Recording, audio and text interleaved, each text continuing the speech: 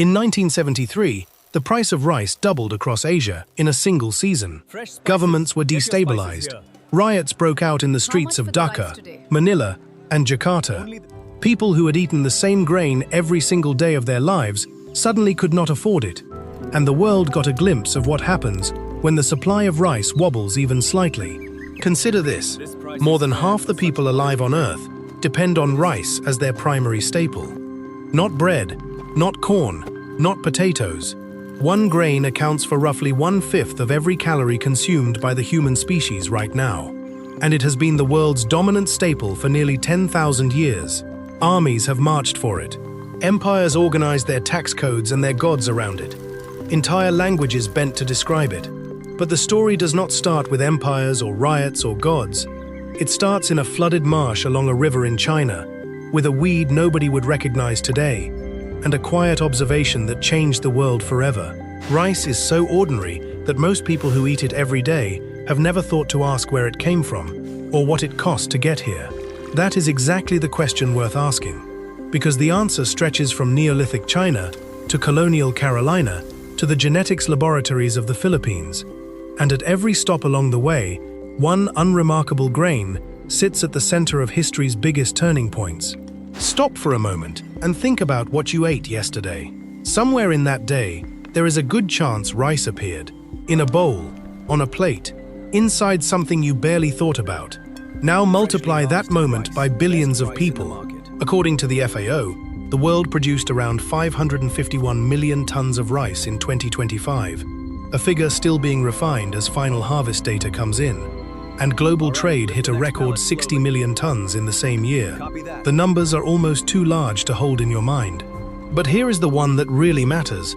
Roughly 90% of all the rice grown on Earth is grown and eaten in Asia, which means that this one crop, planted in flooded fields across a single continent, is the nutritional foundation of human civilization as we currently run it. Rice has funded empires, triggered famines that toppled dynasties, powered the engineering projects that reshaped rivers and mountain ranges, and embedded itself so deeply into human culture that in some languages, the word for rice and the word for food are the same word. How did one grain accomplish all of that? And what was the price? The lower Yangtze River Valley, roughly 9,000 years ago. Picture the landscape: wide, slow water spreading across flat eastern China, marshes stretching to the horizon, the air thick with insects, and the smell of wet mud and rotting vegetation. The people living along those riverbanks were not farmers, not yet. They were foragers, moving through the landscape in small groups, eating what the season offered. And in the shallow margins where the water met the land, they noticed a scraggly wild grass. Its seeds were small, hard, and not especially easy to process. But they were there when other food ran short. They could be dried and stored. The plant was a wild ancestor of modern rice, Oryza rufipogon, and most people today would walk past it without a second glance. But those early foragers kept coming back. Season after season, they returned to the same stands of grass, collected the seeds, and, here is where the story quietly pivots, they began to notice which plants gave them more: bigger seeds, looser husks, plants that concentrated their energy into the grain rather than the stem. Archaeologists working at Shangshan and nearby Hehuashan in Zhejiang province have found the oldest direct evidence of this process. Radiocarbon dating of rice phytoliths from those sites places the remains at between 9,000 and 9,400 calibrated years before present. The recovered grains run a little larger than wild specimens, with husks somewhat thinner and more easily shed. To an untrained eye, they mean nothing. But to researchers who spent decades studying plant domestication, they are electrifying. They show that people were already selecting which plants to encourage, not because they had a theory about agriculture, but because slightly larger seeds meant slightly more food, and that was worth going back for. A 2020 genomic study of more than 1,400 rice landraces supports a Yangtze Valley origin for Japonica rice, the short-grained variety that now feeds East Asia, around 9,000 years ago. Though researchers continue to investigate whether multiple domestication events also occurred elsewhere. What those earliest people were doing, without knowing it, was running one of the longest experiments in the history of biology. The experiment had no lab, No controls, no written hypothesis. It was just generation after generation of unnamed cultivators spread across dozens of communities, making the same quiet choice: keep the better seeds, plant them near the water, come back in the autumn. Here is the thing that changed everything, and it is so simple it almost sounds trivial. A mature wild grass plant does exactly what evolution designed it to do. It releases its seeds the instant they are ready. That is a perfectly sensible survival strategy for a plant trying to propagate itself. Scatter the seeds before anything can eat them, let them fall into the wet soil, and germinate on their own. But for a human being trying to collect those seeds for food, it is a disaster. You arrive at the right moment, the seeds are already on the ground. You arrive a week late, they have already rotted or been eaten. Evidence from the Huxi site in China's Lower Yangtze, dated to between 8,400 and 9,000 years before present, tells the story of what happened next. Researchers studying spikelet bases, the tiny joints that attach the seed to the stalk, found a population of rice in transition. Some seeds still separated from the stalk naturally. Others showed intermediate forms, and a growing proportion showed the non-shattering trait. The seed stayed attached to the plant, waiting until something came to remove it. Those non-shattering plants were not better survivors in the wild. They were worse. Their seeds did not disperse as widely, but they were vastly better for the person who needed to carry an entire season's food home in a basket. So the people selecting their seeds, consciously or not, kept the ones that held on, and the plants that held on were the ones whose seeds got planted the following spring. Over generations, the non-shattering trait spread through the population, and when it did, the arithmetic of the harvest changed completely. A reliable, predictable crop was now possible. Not a windfall you chased across a wetland, hoping to arrive at the exact right moment, but something you could plan for, prepare for, and count on. That shift from a seed that fled to a seed that waited was the biological threshold between foraging and civilization. Once you had a crop that stayed put and waited for you, you stopped chasing food across the landscape, and you started building around the place where food grew. Foragers had to move constantly. They traveled light, kept groups small, and invested little in permanent structures, because permanent structures were a liability if you had to leave them behind. Farmers who planted rice could not move. The paddies were here. The water system was here. 3 months of labor was here, and it would pay off in the autumn. So they stayed. Permanent villages appeared along the Yangtze and its tributaries, first as clusters of wooden houses near the paddy fields, then as larger settlements with communal granaries and dedicated workspace for threshing and processing grain. Storage pits filled with dried rice meant a family could survive a bad season. A community that could survive a bad season could grow, and it did. A reliable food supply meant more children survived to adulthood. Populations in rice farming communities grew denser than foraging groups could sustain. The communities that mastered rice cultivation gained a competitive edge over those that hadn't. Better fed, more numerous, more organized.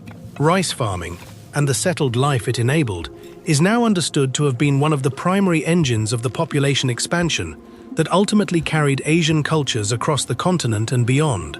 The statistics that describe Asia's current dominance in rice, 90% of world production, more than half the world's population, dependent on this one grain, are not an accident of geography. They are the accumulated result of a 9,000-year head start. But growing rice in quantity required something that no other grain demanded in quite the same way. It required water, not just rain, controlled, managed, deliberate water, held in a field at a specific depth for months at a time, then drained on a schedule.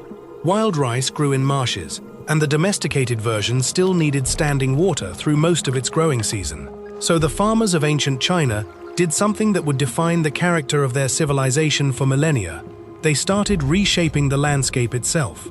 They built paddy fields, buns of earth to hold the water in, channels to direct it from rivers and streams, gates to flood the field in planting season and drain it at harvest time. Entire river systems were redirected by hand, with stone tools and human muscle, to create the precise aquatic environment that rice demands. Today, rice cultivation accounts for a substantial share of all agricultural freshwater use worldwide. Commonly cited figures run to around 40%, though estimates vary by methodology. Growing a single kilogram of rice requires somewhere around 2,500 liters of water on average. Those numbers describe a modern industrial system, but the fundamental demand has not changed. Rice has always been thirsty, and meeting that thirst has always required collective action at a scale that no individual family could manage alone. The paddy system was, from the beginning, a social technology as much as an agricultural one. You could not build it alone. You could not maintain it alone. The grain that grew in those flooded fields was, in a very real sense, the product of organized human cooperation. This is where the story takes a turn most people never follow all the way through. Once paddy systems were established, they did more than feed the people who built them.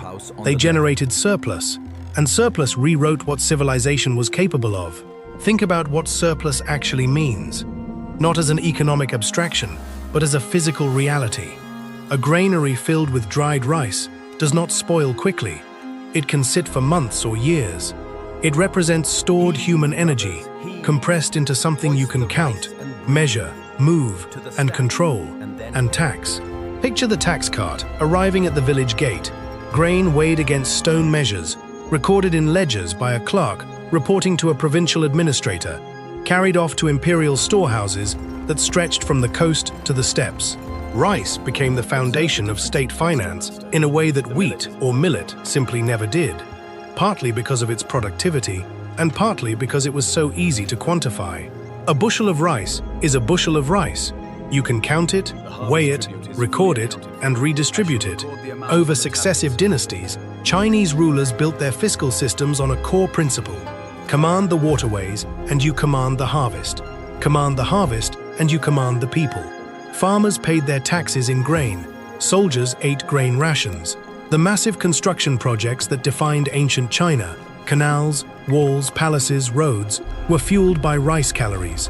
In 2024, China harvested more than 207 million tons of rice from roughly 29 million hectares. That is the modern expression of a system of state-directed rice agriculture that has been running, in various forms, for thousands of years. The rulers who built it did not call it a managed economy. They just knew that whoever controlled the paddies controlled everything else. The connection between rice and political power became most explicit during the Han Dynasty, roughly 2,000 years ago. The Han government maintained enormous state granaries distributed across the empire, not as emergency charity, but as an active instrument of economic control. When harvests were good, officials bought surplus grain from farmers to keep prices from collapsing. When drought or flood killed a harvest, the granary doors swung open, ration bowls filled at state depots, tax carts running in reverse. The Han understood something that modern economists would not formally describe for another 2 millennia: that price stability in a staple food market is a public good, and that governments which ignore it do not last long. It was one of the earliest and most sophisticated managed food economies in human history, and rice was the commodity that made it work. Centuries later, the ambition behind the Grand Canal, that extraordinary engineering project connecting northern and southern China across more than 1,000 miles of river, lake, and dug channel, was driven in large part by a single logistical problem: moving rice from the fertile southern provinces, where the paddies were most productive, to the political and military centers in the north, where the armies and the court consumed it. The canal took generations to complete. Its primary cargo was rice, and it remained one of the most important transportation arteries in China for over 1,000 years. By around 5,000 years ago, rice cultivation had traveled south into the river deltas and coastal plains of what is now Vietnam, Thailand, Cambodia, and Myanmar. The warm, wet climates of mainland Southeast Asia were made for paddy farming, and the crop spread quickly once it arrived. The Mekong Delta, the Irrawaddy Plain, the Red River Valley, these are among the most naturally fertile lowlands on Earth, flat, wet, and crossed by rivers that flood predictably every monsoon season, depositing rich silt exactly where farmers needed it. The farmers who built paddy systems in these landscapes adapted quickly to a discovery that transformed agricultural productivity. In a climate with a long growing season and reliable monsoon rains, rice could be harvested twice a year, in some regions, 3 times. A single field, worked continuously, could feed 3 times as many people as the same area in northern China, where the cold winter allowed only one cycle. This double and triple cropping is a large part of why Southeast Asia became one of the most densely populated agricultural regions in the world. India followed. The grain reached the Ganges plain roughly 4,000 years ago, and it embedded itself into Indian agriculture and culture with the same thoroughness it had shown everywhere else. Today, India is the world's second largest rice producer, and when India banned white rice exports in July 2023, the FAO's Global Rice Price Index climbed 21% within the year, pushing prices to levels not seen since 2008. When exports resumed in September 2024, India set a minimum export price of $490 per metric ton, a floor that shaped what millions of people in Asia and Africa could afford to eat. One country's harvest decision moved the global market. The pattern kept spreading. But one place took rice further than any other, embedding it so completely into the fabric of society that the language itself reorganized around it. Rice arrived in Japan around 3,000 years ago, carried by migrants from the Korean peninsula and mainland Asia during the Yayoi period. Before rice, the people of the Japanese islands were primarily hunters and gatherers. After rice, they became farmers, and everything that farming required, stable land, water rights, communal labor, harvest seasons, created hierarchies, property, and power that the older life never had. The linguistic proof is striking. In Japanese, the word for cooked rice is gohan. The same word means meal, not a rice-based meal. Gohan covers both simultaneously, because the grain and the act of eating became inseparable in the culture. Rice is the meal. Everything else on the table is a side dish. In feudal Japan, this cultural centrality translated directly into military power. A samurai lord's wealth was measured not in gold or silver, but in koku, a unit of rice roughly equal to the amount needed to feed one adult for a year, about 180 liters of uncooked grain. A domain worth 100,000 koku could sustain and arm a proportional military force. The great warlords of the Sengoku period fought over river valleys not for their scenic beauty, but for their paddy productivity. When rice failed, lords lost legitimacy.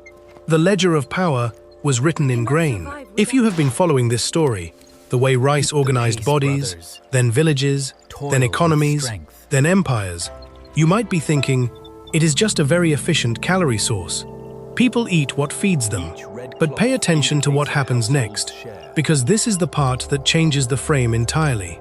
Across the cultures that grew up on rice, China, Japan, Thailand, Bali, Indonesia, Korea, rice did not stop at the level of economics. Offerings of rice appeared before stone shrines and temple altars. Priests brewed rice wine specifically for moments of contact between the human and the divine. In parts of Indonesia, the goddess Dewi Sri was understood as the spiritual force behind the harvest, a divine being who inhabited the grain itself and whose goodwill had to be maintained through ritual and correct behavior in the fields. Farmers across the region believed that rice had a soul. The planting ceremony, the water prayer, the harvest offering, all of it was synchronized to the paddy's rhythms, because the paddy's rhythms were the only rhythms that mattered. The grain was not simply eaten, it was honored.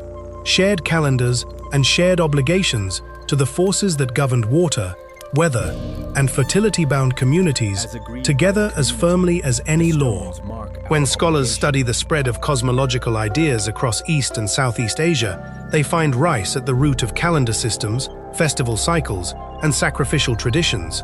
The grain organized not just what people ate, but how they understood their place in the universe. That is an extraordinary reach for a swamp weed from the Yangtze marshes. And if you want to see what it looks like when a civilization decides that rice is worth any effort, look at what communities built when flat land ran out. In the Cordillera Mountains of the northern Philippines, the Ifugao people carved rice terraces into steep mountain slopes, stacking paddies from valley floor to ridgeline in steps that sometimes rise 1,500 feet from bottom to top. The terraces are hand-built from earth and stone, maintained through a system of communal labor and shared water rights, long celebrated as one of the most visually stunning feats of agricultural engineering in the world.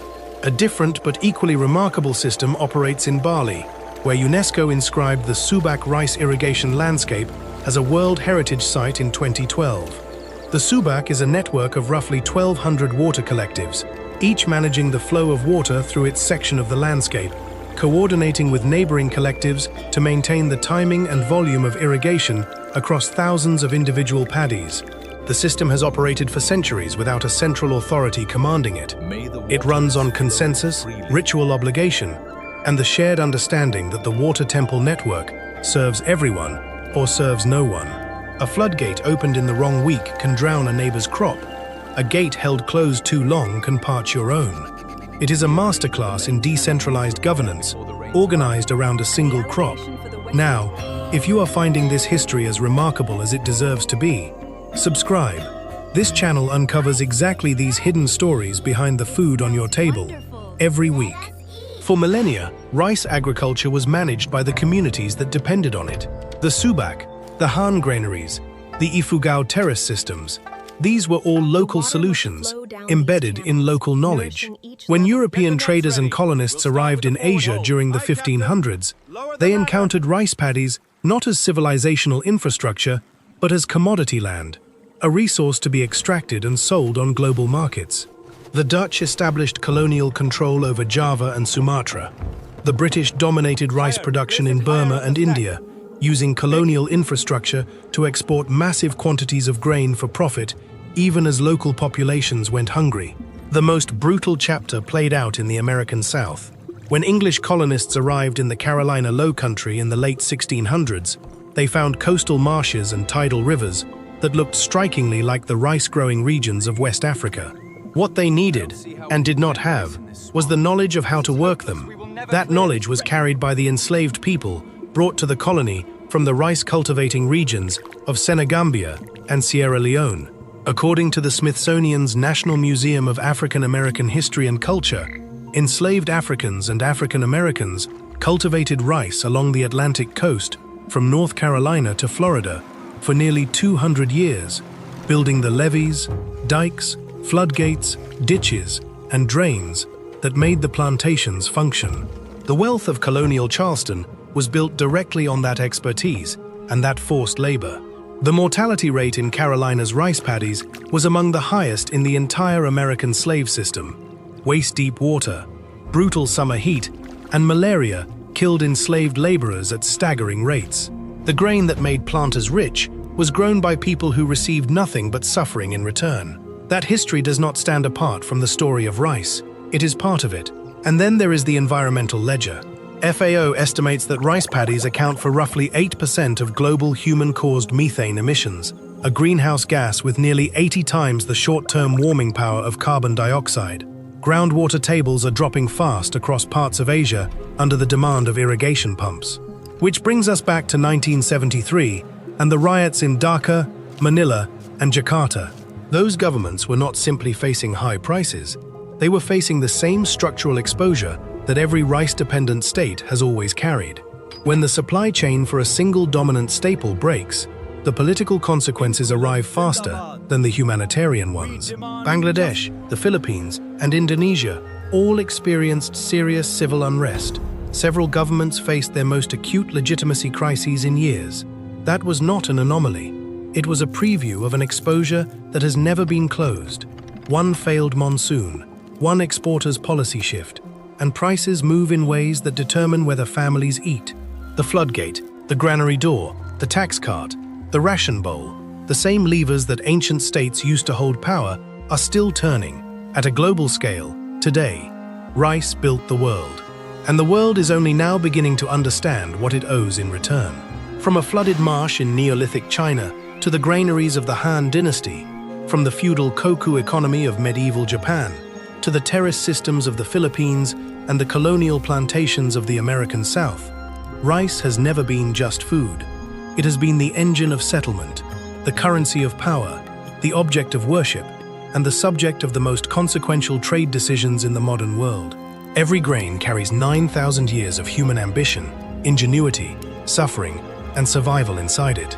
It was there when the first permanent villages were built along the Yangtze. It was there when dynasties calculated whether to release grain reserves or let the people starve. It was there when enslaved Africans built the infrastructure of colonial Carolina's wealth in waist-deep water.